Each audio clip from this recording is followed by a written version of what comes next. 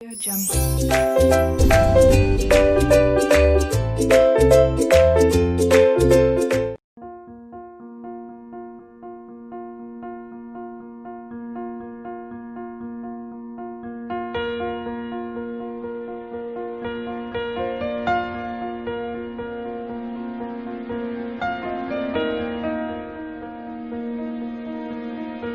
ना।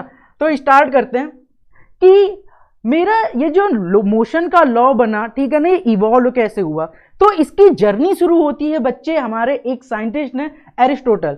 नाम काफी सुना होगा यार, ठीक है ना। एरिस्टोटल ने उस टाइम पे, ठीक है ना, जब 384 या 322 बीसी के बीच में इन्होंने बहुत बड़ा काम किया था, ठीक है ना। ऐसा नहीं केवल मोशन के फॉर्म में नहीं, बल्कि और भी बहुत सारी चीजों में, जैसे स्टार के मोशन का, ठीक है ना, इन सब चीजों पे बहुत काम किया था इन्होंने। अब मैं बात करता हूं बच्चे, एरिस्टोटल ने जब सबसे पहले बार सोचा था, उन्होंने क्या किया था। ध्यान से देखना, मैं जो चीज बोल रहा हूं बस उसे समझने की कोशिश करते हुए चलना है यार बच्चे। एरिस्टोटल ने क्या कहा कि यार मेरे पास, ध्यान से सुनना बच्चे, कि एक बॉडी है, ठीक है ना। उन्होंने देखा कि हर एक बॉडी का कुछ ना कुछ मोशन होता था। अगर मैं अपने स्टार या सन की बात करूं, तो आप अपने अर्थ के लिए देखते हो कि यार मेरे पास स्टार और सन ये मूव कर रहे थे, ठीक है ना। अब इनके दिमाग में तो चला ही होगा कि यार ये कैसे होता है। हाँ बच्चे, कोटा से हूं, ठीक है। तो अब यहां पे बच्चे इन्होंने जो चीजें थी उनके मोशन को सोचना शुरू किया, और हम बच्चे इस टॉपिक में यही करने वाले हैं, ठीक है ना, कि मेरे पास जो इमोशन है वो कैसे हो रहा है, क्यों हो रहा है, और किस तरह से हो रहा है, ठीक है ना। तो इन्होंने जब ये सोचा यार बच्चे कि मेरे पास स्टार या ये सारी चीजें मूव क्यों कर रही हैं, इवन मेरे अर्थ पे जो बॉडी है वो क्यों मूव कर रहे हैं, तो इन्होंने एक कॉन्सेप्ट दिया बच्चे। इन्होंने कॉन्सेप्ट क्या दिया कि मेरे पास मोशन दो तरह के होते हैं, एक नेचुरल मोशन और एक वायलेंट मोशन। इन्होंने कहा, इन्होंने सिंपली ऑब्जर्व किया, जैसे मेरे हाथ में अगर मैं ये कहूं बच्चे पेन रखा हुआ है, तो क्या ये पेन बच्चे कहीं मूव कर रहा है? कहीं मूव नहीं कर रहा है। तो इन्होंने क्या कहा, इस पेन की ये नेचुरल मोशन है। मतलब नेचुरल मोशन क्या हुआ है, जहां पे बॉडी फाइनली जाके रुक जाती है। फिर इन्होंने कहा कि यार अगर इस पेन को मुझे मूव कराना है तो मैं क्या करूंगा, एक एक्सटर्नल फोर्स लगाऊंगा। उस टाइम पे फोर्स के बारे में बात नहीं की थी, बट अगर इसे मुझे कहीं दूसरे से करना है तो मैं क्या कहूंगा, ऊपर ले जाऊंगा। यानी कुछ ना कुछ वायलेंट फोर्स करना पड़ेगा, यानी अननेचुरल तरीके से इसको ऊपर ले जाना पड़ेगा।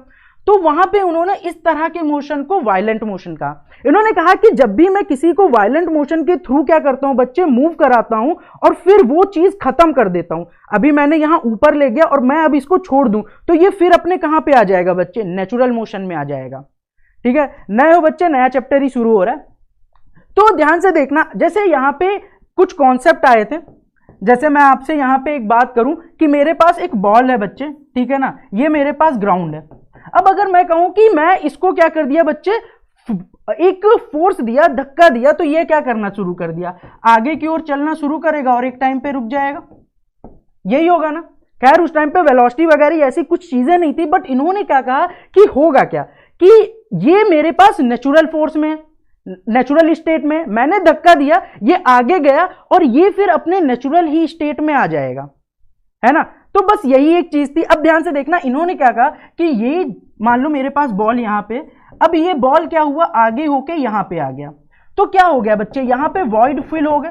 मतलब यहां पे कुछ नहीं था, एयर वगैरह नहीं था। तो होगा क्या, यहां से एयर मूव करना यहां पे शुरू करेगा, और ये एयर क्या करेगा बच्चे, इसको आगे धक्का देना शुरू करेगा और ये आगे जाके रुक जाएगा। तो बेसिकली इनका कॉन्सेप्ट यही था, ठीक है ना। इन्होंने क्या कहा कि जब भी मैं किसी चीज को धक्का देता हूं तो जो पीछे के एयर होते हैं वो आगे कंटिन्यूसली इसको धक्का देना शुरू करते हैं और एक टाइम पे रुक जाता है।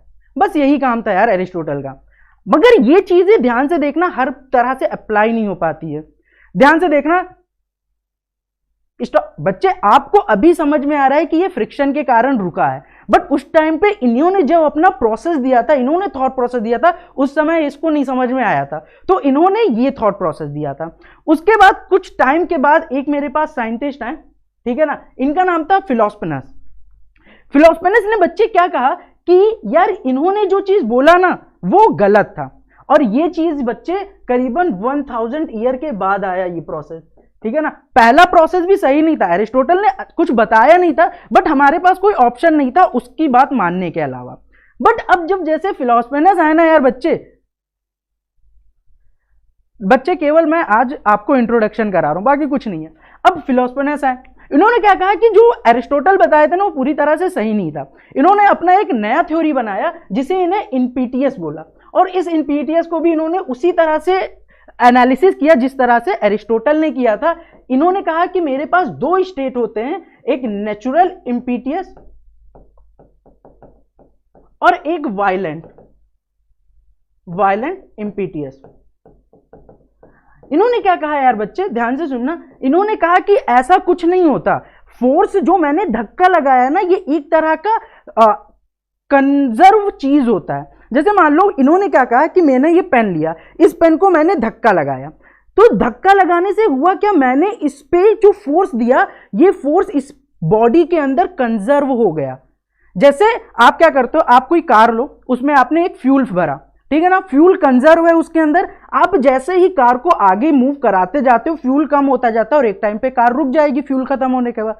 ऐसे ही इन्होंने कहा कि मेरे पास ये जो मैंने इस पे धक्का लगाया ये जो चीज है ये इस बॉडी पे कंजर्व हो गया, और ये जैसे ही आगे की ओर मूव होगा क्या होगा यार, ये जो कंजर्व फोर्स था ये कम होता जाएगा और एक टाइम पे रुक जाएगा। उस टाइम पे बच्चे यहां पे इन्होंने भी फ्रिक्शन वगैरह के बारे में बात नहीं किया था, बट ध्यान से देखना इनकी भी थ्योरी सही नहीं थी एकदम से। रीजन मैं बताता हूं। चलो मैं मान लेता हूं यार कि मैं किसी बॉडी को क्या करता हूं, किसी हाइट से फेंकता हूं, तो बेसिकली जब भी आप किसी हाइट से फेंकोगे बॉडी तो वो किस तरह का प्रोजेक्शन करेगा, 2D में पढ़ा हुआ था, प्रोजेक्टाइल मोशन करेगा। बट इनके थ्योरी के हिसाब से क्या होता कि मैंने यहां पे इसको धक्का दिया, इसकी वेलोसिटी थी, ये सीधा आगे जाता आगे जाता आगे जाता और एक टाइम पे वेलोसिटी 0 हो जाता, और चूंकि अभी कुछ हाइट पे है तो ये अपने नेचुरल इम्पीटियस पे आने की कोशिश करेगा, यानी ग्राउंड पे। यानी इनके हिसाब से जानते हो कैसे मूव करता, सीधे चलता और फिर डायरेक्ट नीचे चला जाता। तो ये चीज इन्होंने बात की थी यार, मगर ये भी कॉन्सेप्ट सही नहीं था। अगर कोई इनका जानते हो कहां पे सही आ रहा था, जो बॉडी मेरा लीनियर मोशन कर रहा था उनके लिए ये थ्योरी सही थी, बट जो बॉडी मेरा इस तरह का पाथ लेके जा रहा था फिर वहां इनका काम नहीं चला। तो ये भी बिल्कुल पूरी तरह से सही नहीं था, ये भी गलत था एक तरह से। अब इसके बाद बच्चे एक बड़े फेमस साइंटिस्ट, आप सब सुने होंगे इनका नाम, गैलीलियो। यार गैलीलियो बहुत मतलब इनका आप ऑब्जर्वेशन देखोगे ना तो बहुत अच्छा था यार चीजों में। मैं एक स्टोरी बताता हूं। ये जहां पे काम करते थे बच्चे, बेसिकली क्या था कि इनके थोड़े आंख कमजोर थे और इनके पापा एक कॉलेज में इनको भेजे थे डॉक्टरी पढ़ने के लिए, बट इनको फिजिक्स से ज्यादा प्यार था। और ये इतना ज्यादा ऑब्जर्वर आदमी था ना, मतलब चीजों को ऑब्जर्वेशन करने का आप इस जो मैं स्टोरी बता रहा हूं ना उससे समझ सकते हो। देखना या बच्चे आज पूरा कंप्लीट चैप्टर ही करेंगे, ठीक है ना, मगर यहां पे देखना होता क्या था कि ये जिस कॉलेज में काम करते थे उस कॉलेज में एक लैंप लगा होता था, आप वैसे भी बोलोगे झूमर, ठीक है ना। तो इन्होंने क्या देखा कि यार ये झूमर क्या कर रहा होता था, कॉन्स्टेंटली इस तरह का मोशन कर रहा होता था। उस टाइम पे ये मोशन अभी हम जानते हैं एसएचएम होता है, बट उस टाइम पे इनको नहीं पता था। तो इन्होंने क्या कहा, इन्होंने देखा कि अगर मैं मान लेता हूं कि ये झूमर की लेंथ L है बच्चे, और यहां पे लैंप का मास कुछ भी होगा मुझे नहीं पता है, तो इन्होंने ऑब्जर्व कैसे किया कि इसका जो टाइम पीरियड था, इसका टाइम पीरियड ये केवल इस L पर डिपेंड कर रहा था, यानी लेंथ पर, कि ये झूमर की लेंथ कितनी है। अब ध्यान से सुनना यार, मैं ये क्यों बोल रहा हूं, देखना उस टाइम पे जब ये थे ना गैलीलियो, तो उस टाइम पे कोई स्टॉप वॉच नहीं था, फिर इन्होंने ये कैसे ऑब्जर्व किया होगा, सोच के देखना यार, मतलब बड़ी चीज है। इन्होंने क्या कहा कि यार मेरे जो पल्स होते हैं ये पल्स तो कांस्टेंट रेट से चलते हैं, तो उन्होंने उस पल्स का यूज करते हुए क्या देखा कि जो मेरा टाइम पीरियड था, मतलब यहां से यहां पहुंच के यहां से यहां और फिर यहां तक पहुंचने में इस झूमर को सेम टाइम लग रहा था, कि अगर लेंथ सेम है तो यहां पे इसका मास कुछ भी रख लो। देख लो इनका ऑब्जर्वेशन बहुत अच्छा था। रीजन क्या है, मैं ये क्यों बता रहा हूं, यहां इस चैप्टर में बच्चे आपका ऑब्जर्वेशन होना बहुत जरूरी है।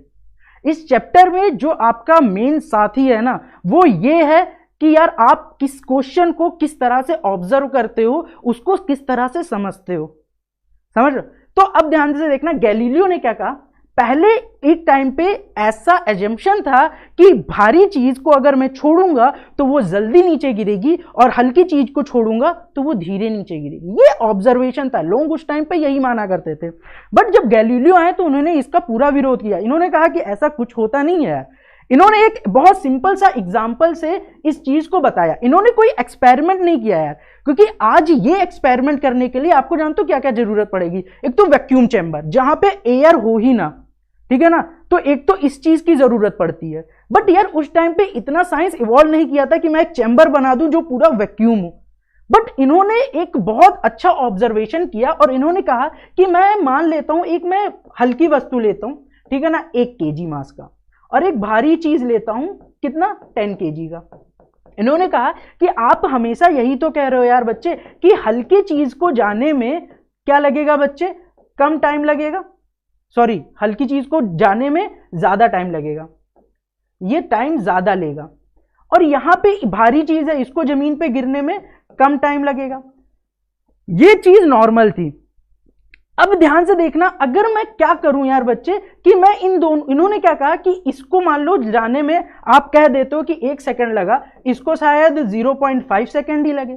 अब इन्होंने क्या कहा, इन्होंने कहा कि अब जरा इन दोनों को ऐड कर दो, 1 kg और 10 kg के ब्लॉक को ऐड कर दो। तो अगर आप ये कह रहे हो कि हल्की चीज मेरी धीरे गिरेगी, भारी चीज ज्यादा तेजी से गिरेगी, तो ये कहीं इनके बीच में आना चाहिए। मतलब इसका जो टाइम होना चाहिए वो 1 से कम होना चाहिए, बट 0.5 से ज्यादा होना चाहिए। बट यार अगर आप ऐसे देखो कि मैं कोई 11 kg का कोई बॉल ले लूं तो वो तो सबसे जल्दी गिरना चाहिए, मतलब इसका टाइम 0.5 के जगह 0.4 होना चाहिए था। बट यहां पे भी 11 किलो है, यहां पे भी 11 किलो, और यहां पे आप कह रहे हो कि इसका जो टाइम पीरियड है गिरने का वो कहीं इन दोनों के बीच में होना चाहिए। तो यार ये तो कॉन्ट्राडिक्शन क्रिएट होने लगा ना, कि आप इसी 11 के लिए कह रहे हो कि ज्यादा होना चाहिए, तेजी से गिरेगा, और इसी 11 kg के लिए कह रहे हो कि ये थोड़ा सा कम गिरेगा। ऐसे कैसे है? तो ये चीज इन्होंने केवल इस कॉन्ट्राडिक्शन से क्या कहा बच्चे, नेग्लेक्ट कर दिया, ये कॉन्सेप्ट ही हटा दिया। सबसे पहले गैलीलियो ही थे जिन्होंने ये बताया कि मेरे पास 2 ऑब्जेक्ट जब गिरते हैं तो सेम टाइम पीरियड लगता है उन्हें जमीन पे गिरने पर, अगर सेम हाइट पे छोड़े, ठीक है ना। यहां पे इन्होंने बच्चे एक कॉन्सेप्ट लाया था इनर्शिया का। इनर्शिया का कॉन्सेप्ट अगर आप देखोगे ना तो वो गैलीलियो ने ही लाया था। गैलीलियो ने क्या बोला था कि यार मेरे पास बॉडी की एक प्रॉपर्टी होती है इनर्शिया, ये बॉडी की प्रॉपर्टी होती है बच्चे। इन्होंने क्या कहा, ये प्रॉपर्टी ऐसी होती है कि ये इस बॉडी को ही रेजिस्ट करती है इसके मोशन में चेंज होने से। ये सबसे पहले बार मेरे पास गैलीलियो नहीं बोला था, कहा था कि मेरे पास कोई भी बॉडी है, ठीक है ना, इस बॉडी की एक प्रॉपर्टी होती है जिसे इन्होंने ही इनर्शिया बोला था, और कहा था कि ये इनर्शिया की वजह से अपने जो चेंज है मोशन का वो चेंज करता है, ठीक है ना, क्लियर है।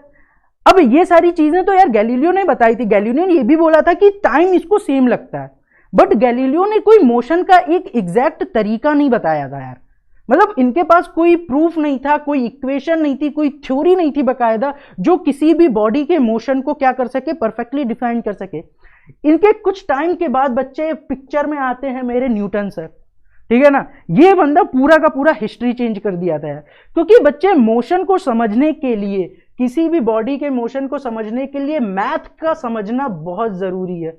और न्यूटन सर की सबसे अच्छी खासियत थी कि इनको मैथ बहुत अच्छे से आती थी यार बच्चे। उस टाइम पे जब इन्होंने first law, second law, third law की बात की थी ना, उस टाइम पे ये बाइनोमियल इक्वेशन के बारे में काम कर रहे थे, ठीक है। तो मैथ तो इनकी वैसे भी अच्छी थी, बट एक टाइम क्या हुआ कि ये वेकेशन मनाने अपने इंस्टीट्यूट से अपने घर गए थे, ठीक है ना। वहां पे ये एक पार्क में बैठे हुए थे, स्टोरी सुना होगा कि इनके सर पे या फिर कहीं से भी एक सेब गिरा, और इस सेब को गिरने के टाइम पे इन्होंने सोचा कि यार ये सेब नीचे ही क्यों गिरा।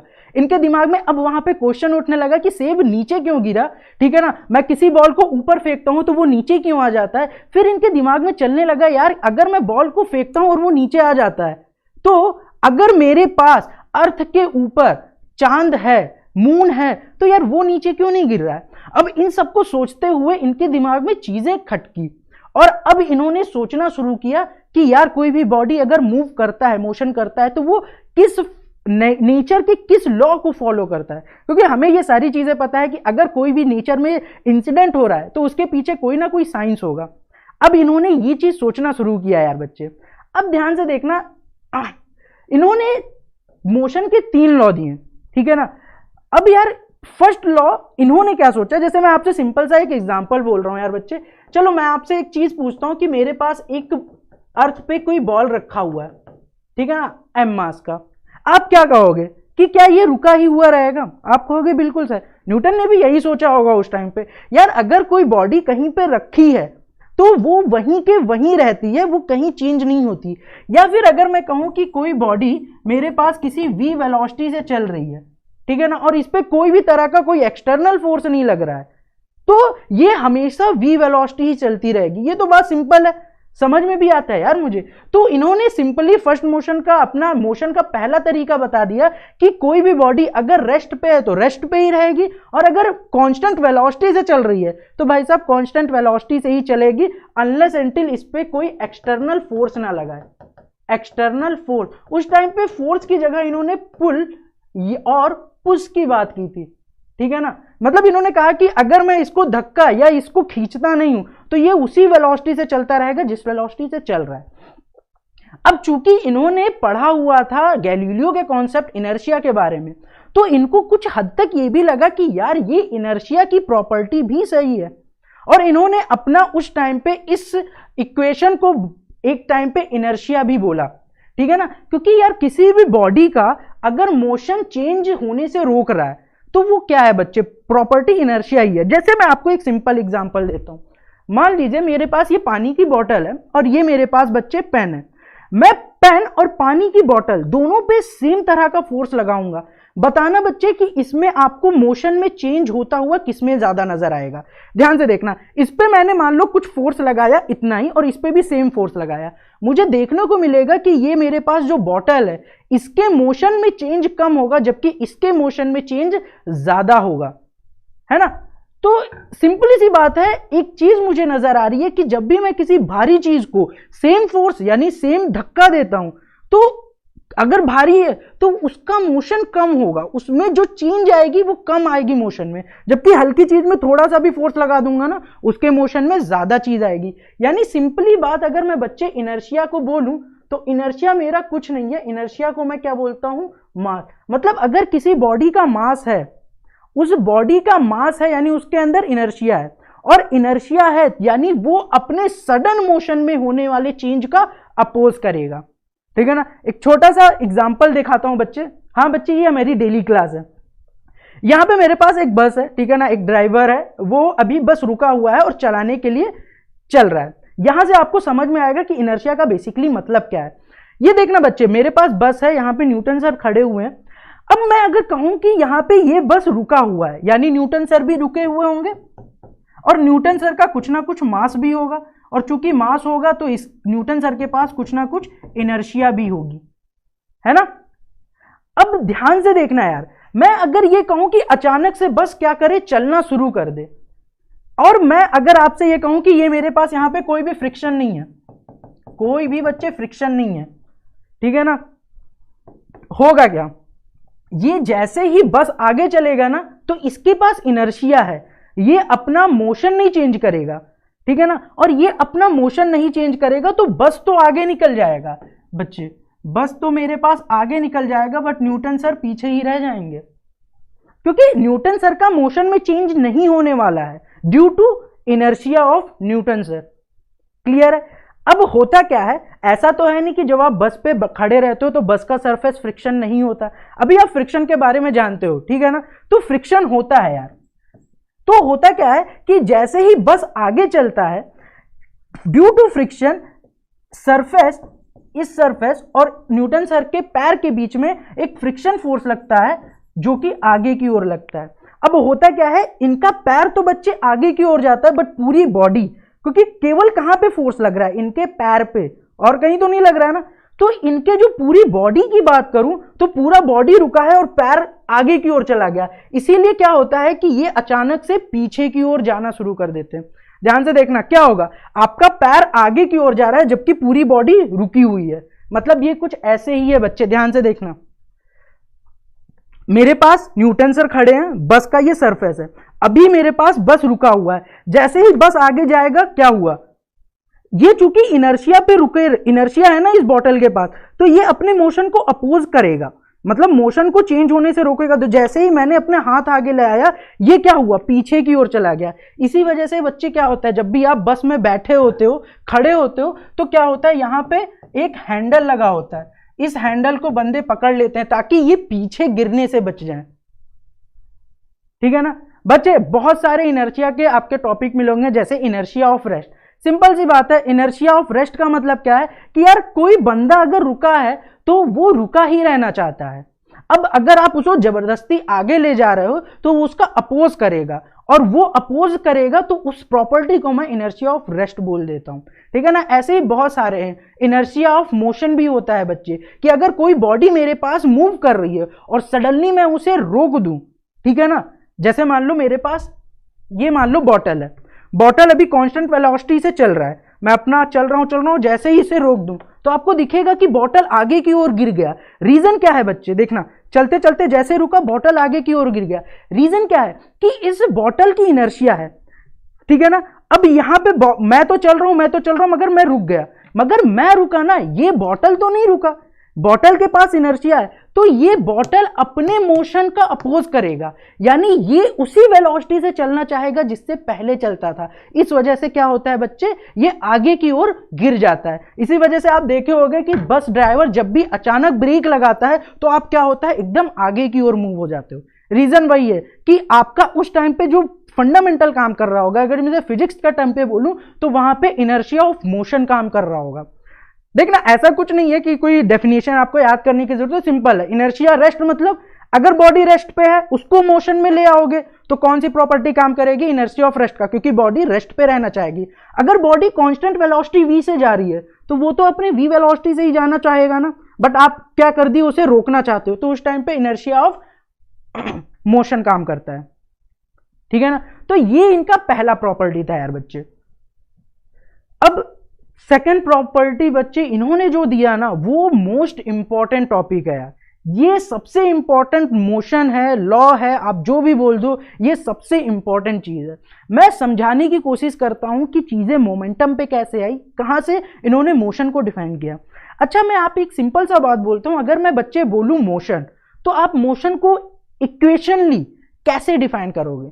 जैसे मैं आपसे सिंपल सा बोल रहा हूं बच्चे कि एक बॉडी है, वो v वेलोसिटी से चल रहा है, आप कहोगे भैया इसका कुछ ना कुछ मोशन हो रहा है, कहोगे ना। मगर अगर मैं आपको मैथमेटिकल टर्म पे पूछूं कि आप इसके मोशन को कैसे डिफाइन करोगे, तो आपको क्या लगता है, आप कैसे डिफाइन कर सकते हो। फिर यहां पे चीजें कंफ्यूजन होती है, बट चूंकि मैंने आपको पहले ही बोला न्यूटन सर का मैथमेटिक्स बहुत तेज था।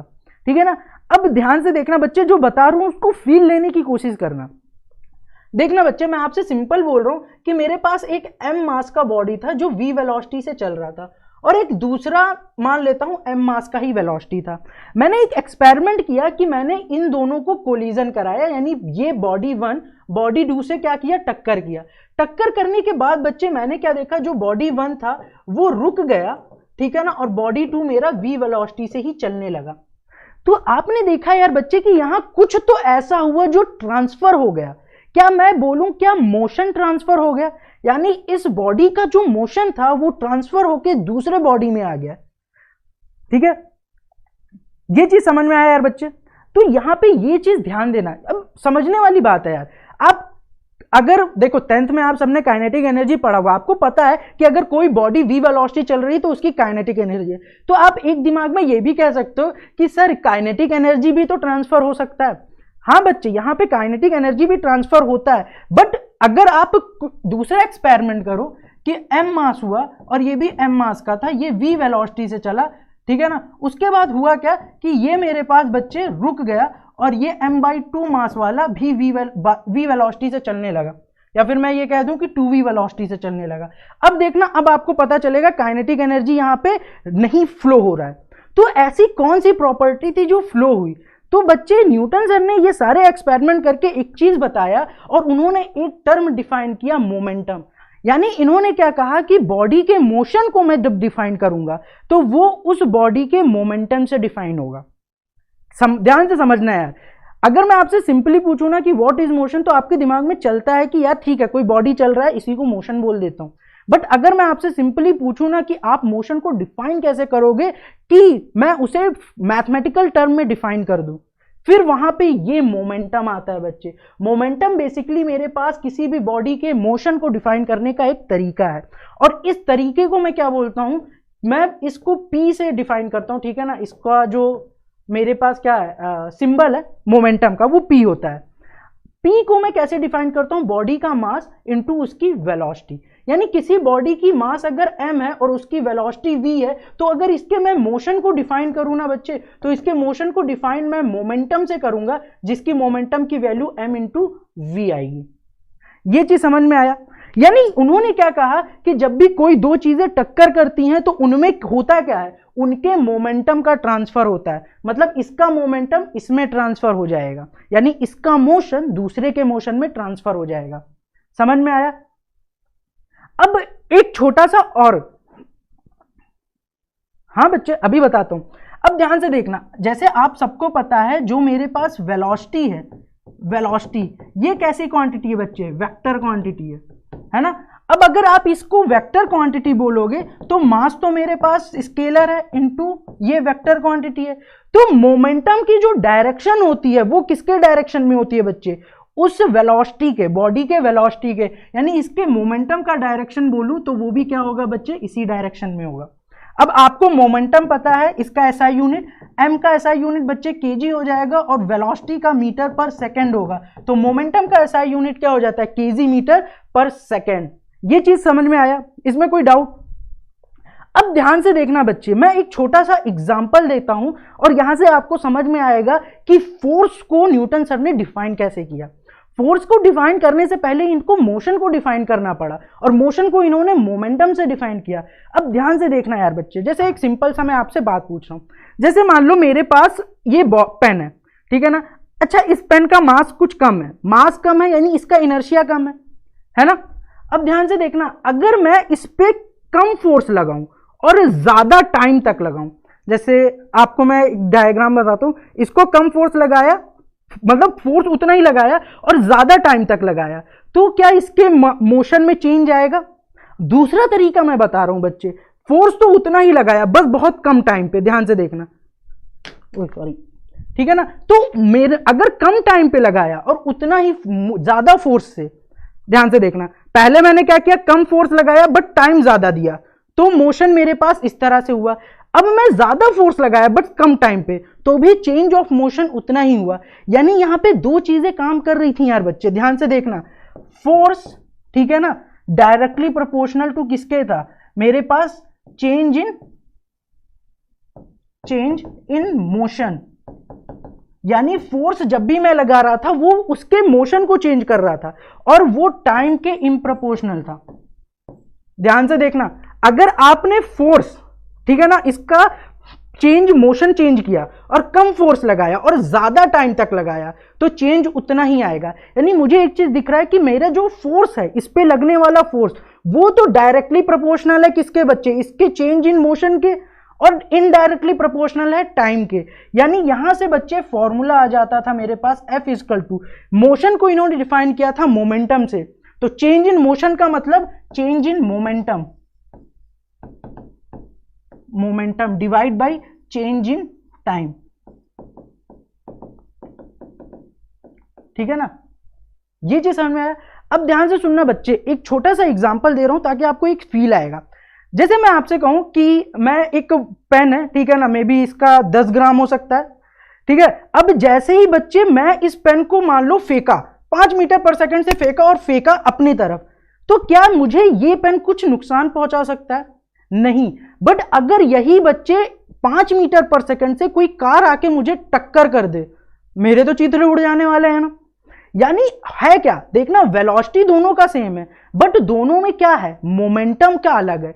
इसका 5 मीटर पर सेकंड है बट मास कम है, यानी मोमेंटम कम है, गाड़ी का मोमेंटम ज्यादा था, और टक्कर के टाइम पे जो चेंज हो रहा था वो मोशन में चेंज हो रहा था, यानी चेंज इन मोमेंटम।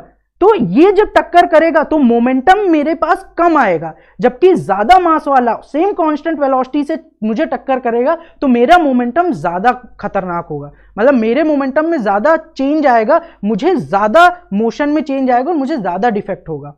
ये चीज समझ में आया। यहां पे ये चीज समझ में आया कि इस फोर्स को इन्होंने डिफाइन कैसे किया, ठीक है ना। तो अगर मैं सिंपल ही बोलूं बच्चे कि मेरे पास सेकंड लॉ ऑफ मोशन क्या था, सेकंड लॉ ऑफ मोशन, ये इन्होंने बोला था किसी बॉडी का पे जो यानी कोई सिस्टम है, ठीक है ना, कोई सिस्टम है, इस पे जो एक्सटर्नल फोर्स लग रहा है, ये एफ एक्सटर्नल बच्चे change in momentum divide by change in time होता है, या फिर इसे मैं बोल दूं डीपी बाई डी टी का मतलब एक बार थोड़ा सा समझ लेना।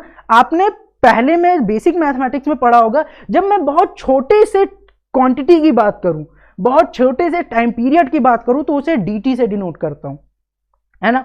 अब अगर मैं कहता हूं बच्चे नॉर्मल लाइफ में, मान लो मेरे इस पेन का मास m kg है और मैं आपसे कहूं ये मेरे पास, मैं आज देखूं, कल देखूं, चाहे 10 साल बाद देखूं, इसका मास क्या चेंज होगा? नहीं होगा यार बच्चे। तो नॉर्मल लाइफ में, नॉर्मल टाइम में मेरे पास बॉडी का जो मास होता है, बॉडी का जो मास होता है बच्चे, ये कांस्टेंट होता है, ये चेंज नहीं होता है। तो अगर मैं इस एफ एक्सटर्नल को बच्चे डेल्टा m इंटू वी लिख सकता हूं डिवाइड बाई डेल्टा टी। अब चूंकि मास में तो कोई चेंज नहीं आएगा तो ये मास बाहर चला जाएगा और delta we by delta T लिख दूं, और इसी को मैं क्या लिख सकता हूं, चेन रेट, जो मेरा वेलोसिटी में रेट ऑफ चेंज होता है, ये क्या है बच्चे, एक्सेलरेशन है। तो यहां से एक फेमस इक्वेशन निकल के आता है F इजिकल टू एम में। क्लियर है? इसमें बच्चे कोई दिक्कत? अब ध्यान से देखना यार, यहां पे 2-3 चीजें काफी अलग अलग होंगी और इसको मैं बताता हूं। जैसे आपको पता है यहां पे फोर्स भी कैसी क्वांटिटी है बच्चे, कैसी क्वांटिटी है, वेक्टर। एक्सेलरेशन भी वेक्टर क्वांटिटी है। आपको पता है कि मान लेता हूं बच्चे एक ब्लॉक है जिसमें एक फोर्स लग रहा है x डायरेक्शन में Fx और एक y डायरेक्शन में फोर्स लग रहा है Fy। तो इस Fx डायरेक्शन में लगने के कारण मेरे पास ये बॉडी का मोशन चेंज होगा x डायरेक्शन में। तो मैं मान लेता हूं इस बॉडी का मास m है, इसका एक्सेलरेशन x डायरेक्शन में ax आया और y डायरेक्शन में ay आया। तो यहां से इजीली मैं बच्चे लिख सकता हूं fx equal to m ax और fy equal to m ay, और ये चीज आगे आपके बहुत काम आने वाला है, ठीक है ना। ध्यान से देखना आशीष बच्चे, f equal to fx plus fy नहीं आएगा, f equal to fx square plus fy square का अंडर रूट आएगा, क्योंकि यहां पे मैं वेक्टर क्वांटिटी की तरह से जोड़ रहा हूं। क्लियर है? तो बच्चे यहां पे अब ध्यान से देखना, ये चीज समझ में आया ना, f इक्वल टू m में कैसे डिफाइन हुआ। बट अब मुझे यार, मैं आपसे एक सिंपल सा बात बोलता हूं, सोच के देखना, क्या मेरे पास ये हमेशा ट्रुथ है? क्या ऐसा कोई भी कंडीशन नहीं होगा जिसमें सिस्टम का मास में चेंज ना कर पाऊं? आपको क्या लगता है? सोच के देखना। अगर मैं सिंपल सा आपसे एक क्वेश्चन पूछूं, क्या मेरे सामने ऐसा कोई भी इंसिडेंट नहीं हुआ है जिसमें मेरे सिस्टम का मास चेंज हो गया? चलिए आपको एक छोटा सा एग्जांपल देता हूं, फेमस एग्जांपल है, ठीक है ना, रॉकेट का। अब रॉकेट का एग्जांपल में होता क्या है, रॉकेट के अंदर फ्यूल फिलअप होता है। ये फ्यूल करता क्या है, ये फ्यूल बच्चे एक कांस्टेंट रेट से बाहर निकल रहा होता है। अगर मैं आपसे बोलूं बच्चे कि ये जो मेरे पास रॉकेट है, ठीक है ना, ये कांस्टेंट वेलोसिटी v से उड़ रहा है ऊपर की ओर, ये मैं मान के चलता हूं, ठीक है ना। हो सकता है कि ये वेलोसिटी चेंज हो, बट अभी सिंप्लीफाई करने के लिए मैं ये कह देता हूं कि रॉकेट मेरा कांस्टेंट वेलोसिटी v से ऊपर की ओर जा रहा है। अब अगर मैं बच्चे ये मान के चलूं कि यार इस पे तो मैंने कोई फोर्स नहीं लगाया ना, ये इसमें से क्या हो रहा है, फ्यूल इजेक्ट हो रहा है, फ्यूल बाहर की ओर निकल रहा है, फ्यूल इजेक्ट हो रहा है, ठीक है ना।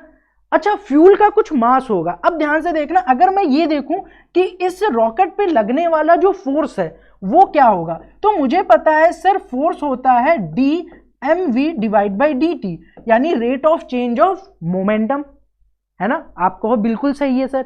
आपने ये कहा कि सर यहाँ पे ये जो रॉकेट था ये v वेलोसिटी से ऊपर जा रहा था, तो इस पे लगने वाले फोर्स के लिए यहाँ पे जो v वेलोसिटी है ये कांस्टेंट है, इसे मैं बाहर निकाल लेता हूँ। बट मुझे ये बताना, क्या यार बच्चे अगर यहां से फ्यूल इजेक्ट हो रहा है बाहर की ओर, तो क्या इस रॉकेट का मास कम हो रहा होगा, डिक्रीज हो रहा होगा? आप कहोगे बिल्कुल सर, अगर रॉकेट का मास डिक्रीज हो रहा होगा तो ये ऑब्वियस है dm बाई dt मेरे पास कुछ ना कुछ नेगेटिव आएगा, यानी इस पे रॉकेट पे फ्यूल अगर मेरे पास बाहर की ओर जा रहा है फ्यूल, तो फ्यूल क्या करेगा बच्चे, इस पे एक इस डायरेक्शन पे फोर्स लगाएगा, इसे ड्रैग फोर्स बोलते हैं। अभी मैं बता देता हूं, ठीक है ना, आगे इसके बारे में और भी पढ़ेंगे। इसी फोर्स को ड्रैग फोर्स बोलते हैं, और ये फोर्स मेरे पास क्या करता है, इस रॉकेट को ऊपर ले जाने में मदद करता है। समझ में आया कि रॉकेट कैसे ऊपर गया? एक छोटा सा एग्जांपल और आपको देते हैं ताकि आपको बिल्कुल समझ में आ जाए। यार बच्चे आप क्या कर रहे हो, मेरे पास एक ठेला है, ठीक है ना, एक ठेला है जिसको कुछ अभी रखा नहीं है, और ये कांस्टेंट वेलोसिटी u से चल रहा था। मैंने इंस्टेंटली क्या किया बच्चे, अच्छा मान लो इस ठेले का वेट मेरे पास मैं कह देता हूं 20 kg है, ठीक है ना, ठेले का वेट। अब मैं यहां पे देखा कि अभी 20 kg है और यहां v वेलोसिटी से चला। अब आपने क्या किया बच्चे, इसको एक 100 kg का ब्लॉक रख दिया, यानी ये बिल्कुल वही है कि आप एक ठेला ले जा रहे हो और इस पे एक अचानक से कुछ बहुत ज्यादा वेट रख दिया, तो आपको क्या लग रहा है, इसकी वेलोसिटी कुछ ना कुछ कम हो गई होगी। अब यहां पे ध्यान से देखना यार, इसकी अगर वेलोसिटी कम हो गई, क्यों कम हो गई, तो इसका डी एक्सेलरेशन हुआ होगा, डी एक्सेलरेशन हुआ होगा, यानी इस डायरेक्शन में एक फोर्स लगा होगा, ठीक है ना। और वो फोर्स कितना लगा होगा बच्चे, ध्यान से देखना, force is equal to dm by dt, और ये मतलब रेट ऑफ चेंज ऑफ मेरे पास क्या है यहां पे, मोमेंटम। तो मैं अगर यहां पे कोई भी एक्सटर्नल फोर्स नहीं लगा तो मैं क्या बोल सकता हूं बच्चे, dp बाई dt क्या यहां से जीरो आ जाएगा, तो यहां से rate of change of momentum ये जीरो निकल के आएगा, और यहां से मैं क्या कर सकता हूं बच्चे, इस v की वैल्यू भी फाइंड आउट कर सकता हूं। इसके बारे में अभी बात करेंगे, बट एक छोटा सा आपको चीज मैं देख रहा हूं कि यहां पे मुझे इस चीज का पता चल रहा है, force equal to D mv by dt। Velocity मेरे पास चेंज हो गया, किस वजह से, क्योंकि मैंने बच्चे इसका इनर्शिया बढ़ा दिया, मैंने इसके मोमेंटम में, मोशन जैसे ही हो रहा था उसमें इनर्शिया इंक्रीज किया, तो हुआ क्या यार, इस पे एक डी एक्सेलरेशन फोर्स काम किया जिसने इसकी वेलोसिटी को कम कर दिया, ठीक है ना। अगर मुझसे कोई ये कह दे ना कि ये फोर्स मेरे पास नहीं पता है और मुझे कोई टाइम पीरियड बता दे और कितना चेंज हुआ है, ठीक है ना, वेलोसिटी, तो मैं फोर्स निकाल सकता था, ठीक है ना। तो ये चीज समझ में आया कि अगर मास चेंज हो रहा है तो किस तरह से काम करना है। क्वेश्चन करेंगे हम, ठीक है ना, इसमें कोई दो राय नहीं है, सारे भी क्वेश्चन करेंगे, बट अभी आपको केवल फील लेना है बच्चे, समझना है कि चीजें कैसे काम कर रही हैं, चीजों को सोचने का तरीका क्या है, ठीक है। अब ध्यान से देखना बच्चे, third law of motion, third law of motion बहुत ईजी है, ठीक है ना यार, इस पे ज्यादा चर्चा भी नहीं करेंगे। एक्शन रिएक्शन, दो वर्ड काफी हैं, ठीक है ना, थर्ड लॉ को समझने के लिए। अब मैं अगर आपसे बच्चे कहूं कि मान लो कि मैंने, जैसे यहां पे आपको एक डायग्राम दिख रहा है कि यहां पे एक जंपिंग कुछ बोलते हैं यार इसे, ठीक है ना, वैसे बेसिकली आप किए भी होगे, यहां पे इस बंदे ने इस प्लेटफॉर्म पे जंप करके नीचे की ओर फोर्स लगाया। अब ध्यान से देखना, जैसे ही इसने इस पे नीचे की ओर फोर्स लगाया ना, तो हर एक प्रॉपर्टी होती है बच्चे कि अगर आपने कुछ एक्शन किया है तो उसका रिएक्शन जरूर आपको मिलेगा। तो क्या होता है, ये जो प्लेटफॉर्म है इस पे एक रिएक्शन फोर्स लगाता है, रिएक्शन फोर्स लगाता है, ठीक है ना। यहां पे आपने एक्शन फोर्स लगाया, किस डायरेक्शन में, डाउनवर्ड डायरेक्शन में, तो ये क्या किया, एक रिएक्शन फोर्स लगाया अपवर्ड डायरेक्शन में। तो दो चीजें इन्होंने कही कि एक्शन रिएक्शन फोर्स लगते हैं मेरे पास, और ये मेरे पास मैग्नीट्यूड में तो सेम होंगे, मैग्नीट्यूड में सेम होंगे, बट डायरेक्शन इनकी क्या होगी, अलग होगी, डायरेक्शन अपोजिट होगा, ठीक है ना। और यहां पे ये जो फोर्स होंगे, ठीक है ना, एक्शन रिएक्शन, ये मेरे पास सेम काइंड फोर्स होंगे, सेम काइंड के फोर्स होंगे। तो ये तीन चीज अगर आपको पता है तो आप, एक मेरे पास क्वेश्चन पूछ रहा हूं उसका आंसर देना यार बच्चे, बोलूं, चलो ध्यान से देखना यार बच्चे, मेरे पास ये ब्लॉक है, ठीक है ना, ये अर्थ का सरफेस है, सरफेस है और मेरे पास ये ऊपर m मास का क्या है, बॉडी रखा हुआ है। अब आप सबको पता है कि यार अगर m मास का बॉडी है तो इस पे कोई ना कोई फोर्स लगता है जिसे मैं ग्रेविटेशनल फोर्स बोलता हूं, और इस ग्रेविटेशनल फोर्स को बच्चे क्या बोल दूं, mg बोल दूं। कोई दिक्कत? अब मुझे बताना, मैंने आपसे सिंपली क्वेश्चन पूछा कि हर फोर्स का कोई ना कोई अपोजिट रिएक्शन होता है, तो मैं अगर यहां पे बोलूं बच्चे इस m ब्लॉक में मेरे पास कोई ना कोई फोर्स लग रहा है जिसे मैं mg बोल रहा हूं, तो आपको क्या लग रहा है कि इस mg का क्या कोई रिएक्शन पेयर होगा, और अगर होगा तो वो कहां होगा और कहां पे लग रहा होगा? कमेंट में एक बार बताना बच्चे। मेरे पास ये जो फोर्स है, ये फोर्स है, ये एक्शन फोर्स है, और मैं कह रहा हूं अगर इस थर्ड लॉ से मैं देखूं तो इस एक्शन का कहीं पे रिएक्शन फोर्स भी आना चाहिए।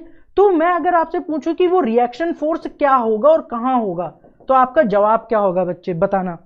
अर्थ की सेंटर की ओर, बिल्कुल सही जवाब यार बच्चे। होता क्या है, आपका ये जो अर्थ है बच्चे, ठीक है ना, वो अर्थ क्या कर रहा है, इस पे mg फोर्स लगा रहा है। अब चूंकि ये मेरे पास mg फोर्स है और यहां पे ये मेरे पास ब्लॉक अर्थ है, और अर्थ के सेंटर पे क्या लगता है बच्चे, एक उतना ही फोर्स का और इसके अपोजिट डायरेक्शन में एक फोर्स लगता है जो एक्शन रिएक्शन पेयर है, ठीक है ना। तो हमेशा याद रखना, सिंपल सा अगर चीज बोल रहा हूं कि अगर मैंने किसी को थप्पड़ मारा, तो थप्पड़ मारने पे मैंने जो उसको फोर्स लगाया, उसके गाल पे जितना फोर्स लगाऊंगा उसका गाल मेरे हाथ पे अपोजिट डायरेक्शन में उतना ही फोर्स लगाएगा।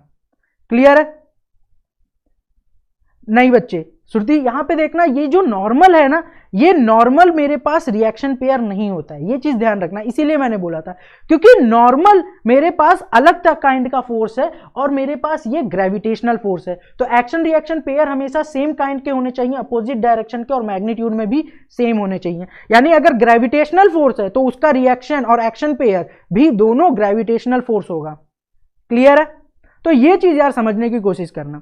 थर्ड लॉ मोशन में इससे ज्यादा कुछ नहीं है। तो तीनों मोशन आप समझिए कि कोई भी मोशन अगर कर रहा है बॉडी, तो वो किस लॉ के तहत काम करेगा, ठीक है ना। कोई दिक्कत? चलिए अब कुछ इंपॉर्टेंट चीज है उसके बारे में बात कर लेते हैं। Kind of force. फोर्स बच्चे दो तरह के होते हैं। कुछ फोर्स होते हैं कॉन्टैक्ट फोर्स, ठीक है ना, और कुछ फोर्स होते हैं मेरे पास नॉन कॉन्टैक्ट फोर्स, ठीक है ना। अगर आप अर्थ के नेचर, यानी मेरे पास नेचर में जितने तरह के काम करेंगे, ठीक है ना, स्पीड बूस्ट होगा यार बच्चे, ठीक है ना, आप चिंता मत करो इस चीज का। ध्यान से सुनना, अगर मैं फोर्स की बात करूं तो मेरे नेचर में दो काइंड के फोर्स मिलते हैं। कुछ फोर्स ऐसे होते हैं बच्चे जो मेरे पास क्या करते हैं, अगर मैं यहां पे देखूं, मान लो मेरे पास दो फोर्स हैं और वो एक दूसरे के कांटेक्ट पे आने पे लग रहे हैं, तो उन्हें मैं कांटेक्ट फोर्स बोलूंगा। और ऐसे फोर्स जो दूर से ही होके लग जाए उन्हें नॉन कांटेक्ट फोर्स बोलूंगा, जैसे ग्रेविटेशनल फोर्स। अगर मेरे पास अर्थ यहां पे है और बॉल ऊपर है, ठीक है ना, तो इस अर्थ के कारण इस बॉल पे अभी भी फोर्स लग रहा है। क्या इस बॉल को इस अर्थ से टच होना जरूरी है? नहीं।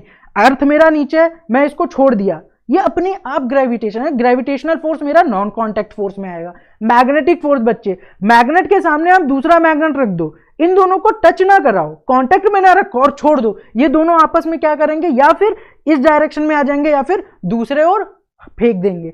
यानी ऐसे फोर्स जो मेरे पास कांटेक्ट में नहीं है उनको नॉन कांटेक्ट फोर्स बोल देता हूं। मगर कुछ ऐसे फोर्स होते हैं जिनको कांटेक्ट में होना जरूरी है, उन्हें मैं कैसे बोलूंगा बच्चे, कांटेक्ट फोर्स। अब यहां पे मैं जो बेसिकली अभी इस चैप्टर में बात करूंगा वो केवल कांटेक्ट फोर्स के लिए ही बात करूंगा, ठीक है ना। यहां पे देखना बच्चे, केवल अब कांटेक्ट फोर्स के लिए बोलूं तो कांटेक्ट फोर्स में सबसे पहला फोर्स आता है नॉर्मल फोर्स। अब नॉर्मल फोर्स क्या होता है इसके बारे में बात करते हैं। चलो मैं देखता हूं कि मान लो मेरे पास एक वॉल है, ठीक है ना, ये मेरे पास एक वॉल है बच्चे, ठीक है ना, और यहां पे एक बंदा खड़ा है, ठीक है ना, ये इस वॉल पे फोर्स लगा रहा है, ठीक है। तो बच्चे यहां पे देखना, क्या ये बंदा इस वॉल पे फोर्स लगाने के लिए क्या कांटेक्ट में होगा? और यहां पे जैसे ही बच्चे ये कांटेक्ट में होने वाला है ना, तो यहां पे ध्यान से देखना, मैं थर्ड लॉ ऑफ मोशन के हिसाब से बोल सकता हूं कि अगर ये बंदे ने वॉल पे इस डायरेक्शन में फोर्स F लगाया है, तो ये वॉल भी इस पे कैसा फोर्स लगाएगा बच्चे, F अपोजिट डायरेक्शन में। यानी बंदे ने इस पे फोर्स F लगाया तो यहां पे वॉल भी इस पे फोर्स लगाएगा, और चूंकि यहां पे ये कांटेक्ट फोर्स है तो ये किस तरह का फोर्स हुआ बच्चे, इस तरह के फोर्स को मैं नॉर्मल फोर्स बोलता हूं। ध्यान से समझना, नॉर्मल फोर्स मतलब समझे। और ये जो नॉर्मल फोर्स है ये आपको हमेशा बच्चे पुश टाइप का फोर्स होगा, पुश टाइप का, यानी ये हमेशा धक्का देने वाला फोर्स होगा। ध्यान से देखना, यहां पे वॉल जो इस पे फोर्स इस डायरेक्शन पे लगा रहा है, तो क्या ये इस बंदे को क्या धक्का देने की कोशिश कर रहा है। और दूसरी चीज आपको ये दिखेगी कि ये फोर्स हमेशा बच्चे, फोर्स हमेशा परपेंडिकुलर टू सरफेस ही लगेगा। यानी जब भी मेरे पास किसी सरफेस के कारण किसी बॉडी पे फोर्स लगता है, उस फोर्स को मैं नॉर्मल फोर्स बोलता हूं। ये फोर्स हमेशा आपका पुश टाइप का फोर्स होगा, और ये फोर्स हमेशा परपेंडिकुलर द सरफेस ही होगा। ये चीज आपको याद होनी चाहिए, और इस चीज में कभी भी गलती मत करना। फिर से मैं रिपीट कर रहा हूं बच्चे, ये 3 चीजों में गलती मत करना कि अगर आपको नॉर्मल फोर्स है यानी वो पुश टाइप का फोर्स होगा और परपेंडिकुलर द सरफेस ही लगेगा। ये चीज याद रखना, बार बार बोल रहा हूं क्योंकि मुझे पता है आगे मैं जब क्वेश्चन कराऊंगा तो इसी में आप गलतियां करना शुरू करोगे। तो मैं अभी आपसे आगाह कर देता हूं कि यहां पर जब भी चीजें आ रही हैं तो ये चीज आप बिल्कुल सही से काम करना, ठीक है ना। फिर दूसरा चीज होता है बच्चे टेंशन फोर्स। अब आप कह रहे हो सर टेंशन फोर्स क्या है। जब भी आप रस्सी में फोर्स की बात करते हो, जैसे मैं आपसे एक सिंपल सा एग्जांपल दे दूं कि मेरे पास एक बंदा है, ठीक है ना, ये बंदा ए है, इसने रस्सी पकड़ी, ठीक है ना, और एक बंदा बी है, इसने भी क्या करा, रस्सी पकड़ा। अब ध्यान से देखना, दोनों मेरे पास रस्सी पकड़े हुए हैं बच्चे, और अगर मैं आपसे कहूं कि ये जो ए है और ये बी है, ए भी क्या कर रहा है, इस रस्सी पे इस डायरेक्शन पे फोर्स लगा रहा है, फोर्स एफ, और ये भी इस डायरेक्शन पे फोर्स लगा रहा है बच्चे, फोर्स एफ। तो आपको क्या समझ में आ रहा है, ये दोनों कैसे फोर्स लगा रहे हैं बच्चे, इस डायरेक्शन में फोर्स लगा रहे हैं। अब ध्यान से देखना, अगर मैं रस्सी की बात करूं बच्चे, तो रस्सी क्या करेगी, अगर ये रस्सी पे इस डायरेक्शन फोर्स लगा रहा है तो रस्सी पे जो एक फोर्स लगेगा, टेंशन फोर्स, वो इस डायरेक्शन में होगा।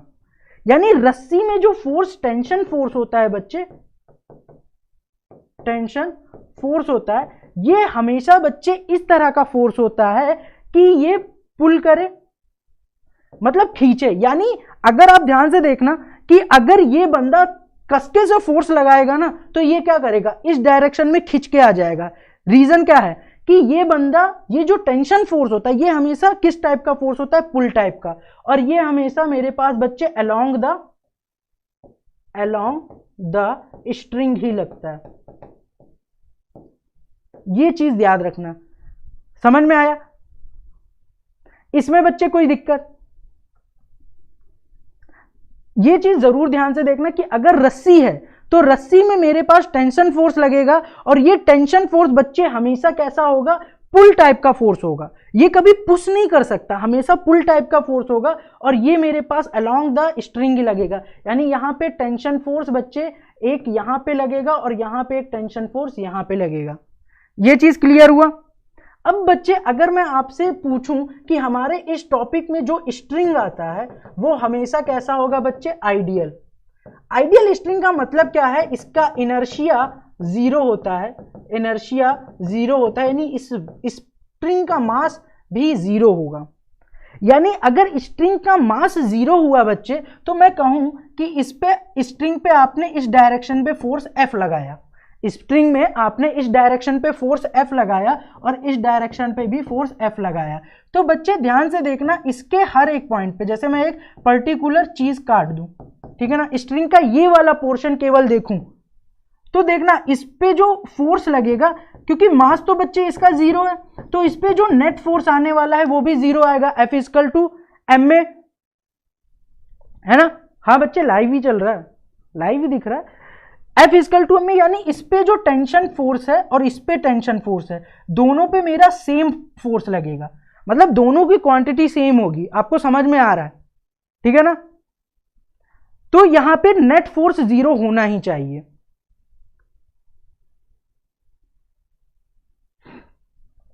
सर अभी बच्चे बता दूंगा, अभी आज का टॉपिक बच्चे कोई क्वेश्चन बेस नहीं है, बस ये आपको डिफाइन करने के लिए बता रहा हूं कि चीजें आप सोचेंगे कैसे, ठीक है ना। नेक्स्ट टॉपिक से हम क्वेश्चन करना शुरू कर देंगे यार, ठीक है ना। यहां पे देखना, अगर मैं आइडियल स्ट्रिंग की बात करूं तो उसका मास कितना है, 0। मास कितना है तो इस पे फोर्स कितना होगा, 0, क्योंकि F इक्वल टू आप m में बोलते हो, फोर्स 0 है। तो अगर मैं किसी भी एक पॉइंट की बात बोलूं तो इस पॉइंट पे जितना टेंशन फोर्स लगेगा, इस पॉइंट पे भी उतना ही टेंशन फोर्स लगेगा। ये इंपॉर्टेंट चीज है यार, इसको ध्यान में रखते रहना, ठीक है ना। कोई दिक्कत?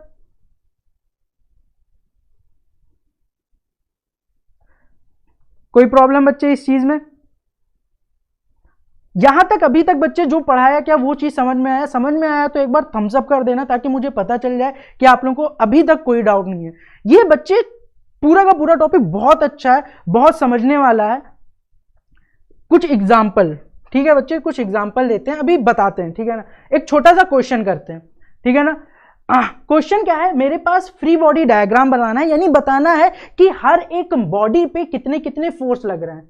फ्री बॉडी डायग्राम अभी मैं एग्जैक्टली बताऊंगा, बट अभी आपको बस ये फ्री बॉडी डायग्राम का मतलब कि बॉडी पे फोर्स कितना, कौन कौन सा लग रहा है फोर्स, ठीक है ना, ये पता करना है।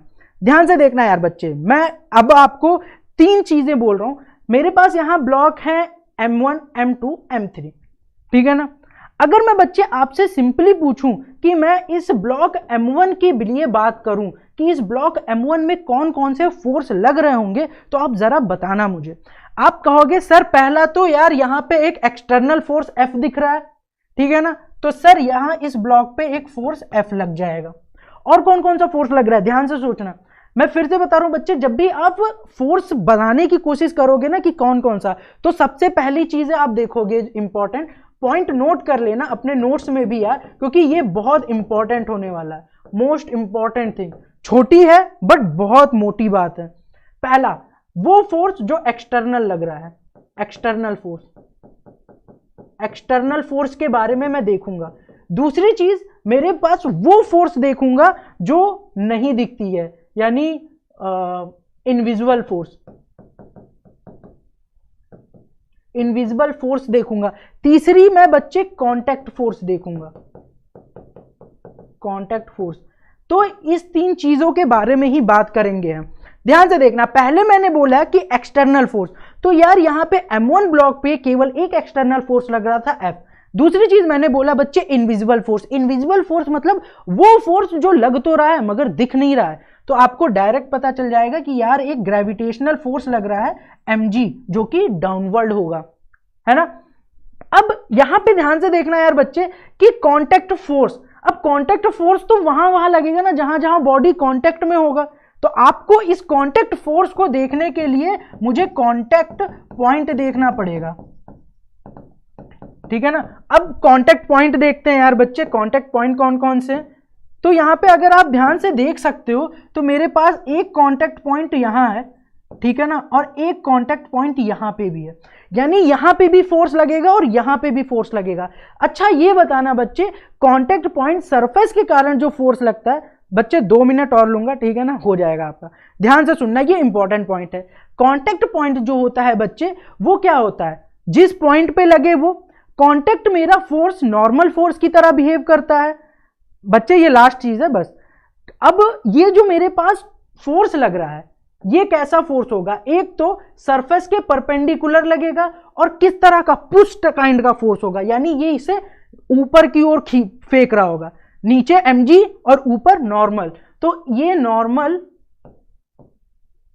1 बोल दो, यानी पहले कांटेक्ट के कारण। अब इस पॉइंट पे भी तो कांटेक्ट था, तो यहां पे देखना परपेंडिकुलर फोर्स लगेगा, परपेंडिकुलर टू द सरफेस, और बच्चे देखना ये इसको पुश करेगा, पुश काइंड ऑफ फोर्स है ना, फ्रिक्शनलेस सरफेस है बच्चे, तो यहां पे नॉर्मल फोर्स 2 लगेगा, ठीक है ना। समझ में आया ये चीज? हाँ बच्चे, सही था आपका सबा।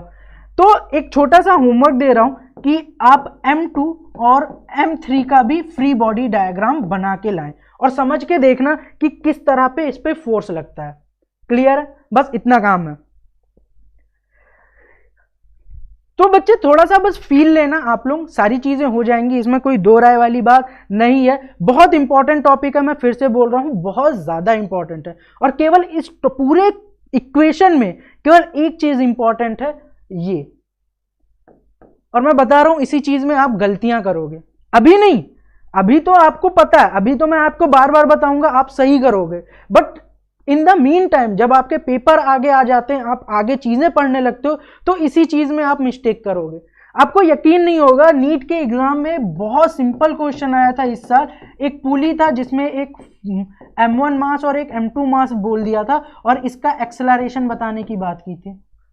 यार ये वो क्वेश्चन होंगे ना जो आप बिना पेन चलाए करोगे। अभी आप जब पढ़ोगे तो यहां पे मैं ये सारे क्वेश्चन ना बिना पेन चलाए आपको बताऊंगा। इस तरह के क्वेश्चन आते हैं, और बच्चे गलती कहां करते हैं, कुछ नहीं, केवल उनको बस एक चीज नहीं पता होता है, ये 3 चीज, वहीं पे गलतियां करते हैं, है ना। तो आराम से करेंगे, ठीक है ना। कल से बच्चे प्रिपेयर हो जाना, क्योंकि बहुत सारे क्वेश्चन करने वाले हैं, और इन सब चीजों में एक भी गलती नहीं होनी चाहिए, ठीक है ना। तो तैयार रहना बच्चे, आज तो नहीं, नेक्स्ट वीक से अपना स्टार्ट होगा, ठीक है ना। तो इन द मीन टाइम बाकी सारी चीजें अच्छे से कर लेना, क्लियर है।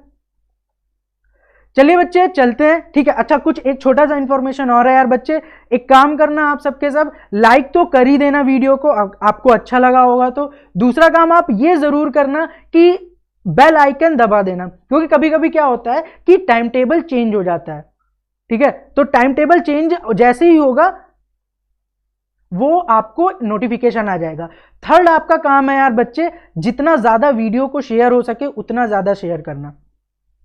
बच्चे इस संडे को मैं सोच रहा हूं मेंटी लेने का, ठीक है ना, और जैसे ही मेंटी लूंगा आप लोगों को इंफॉर्मेशन आ जाएगा, क्लियर है। इसीलिए कह रहा हूं एक बार बेल आइकन प्रेस कर देना और सब्सक्राइब कर देना वीडियो को, ठीक है ना। हाँ बच्चे, एक्सेलरेशन वही आने वाला है, क्लियर है, कोई डाउट किसी भी तरह का। और एक काम करना है बच्चे, जितना ज्यादा ये वीडियो हो सके उतना ज्यादा शेयर कर देना, क्लियर। चलिए बच्चे, गुड नाइट, ठीक है ना, आराम से सोइएगा, कोई प्रॉब्लम नहीं है, हम हैं, हम सारी चीजें आपको बताएंगे, ठीक है ना, सब कुछ करेंगे यहाँ पे। बस एक चीज आपको काम करना है कि आपको फोकस रहना, ठीक है ना, आपको डेली प्रैक्टिस करना है, ये फर्स्ट लेक्चर में भी मैंने बोला था, ठीक है ना। चलते हैं बच्चे, ठीक है, संडे को या मंडे को 2 में से एक टाइम पे भी मिलेंगे। गुड नाइट बच्चे, सब का या ख्याल रखिएगा अपना।